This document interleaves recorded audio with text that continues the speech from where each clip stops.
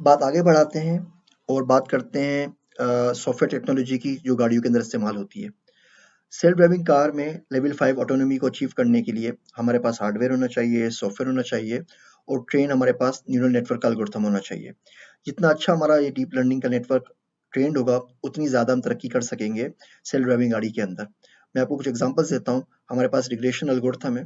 Regression algorithm को हम इस्तेमाल करते हैं ऑब्जेक्ट लोकलाइज़ेशन के लिए, प्रिडिक्शन के लिए और ऑब्जेक्ट डिटेक्शन के लिए। मतलब कोई अगर गाड़ी आ रही है, तो किस स्पीड से गाड़ी हमारी तरफ आ रही है और किस स्पीड से हम उस गाड़ी की तरफ आगे जाएँगे। वो गाड़ी हमारे सामने आ सकती है या हमें नुकसान पहुँचा सकती है। डिसीजन मेकिंग एल्गोरिथम होता है, गाड़ी किस स्पीड से लेन चेंज करेगी, आगे किस तरीके से हमारे पास कोई ऑब्स्टेकल आ रहा है जिससे हमें बचना चाहिए। पैटर्न रिकॉग्निशन होता है, उसमें ऑब्जेक्ट रिकॉग्निशन होती है, आपके बराबर में जो ऑब्जेक्ट है, वो कोई गाड़ी है, वो कोई गधा है, वो कोई बिल्ली है, वो कोई गाय है, कोई खंभा है, कोई फायर हाइड्रेंट है। फिर हमारे पास क्लस्टरिंग एल्गोरिथम होते हैं, जिसमें ऑब्जेक्ट को रिकॉग्नाइज़ करते हैं उसके स्ट्रक्चर के हिसाब से।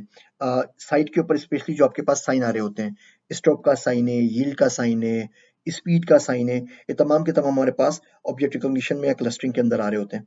ये वो सॉफ्टवेयर टेक्नोलॉजीज़ हैं जिनको इस्तेमाल करते हुए, ये वो न्यूरल नेटवर्क की टेक्निक्स है जिनको इस्तेमाल करते हुए हम सेल्फ ड्राइविंग के एल्गोरिथम्स को ट्रेन करते हैं कि गाड़ियाँ खुदकार तरीके से अपने आप को चला सकें।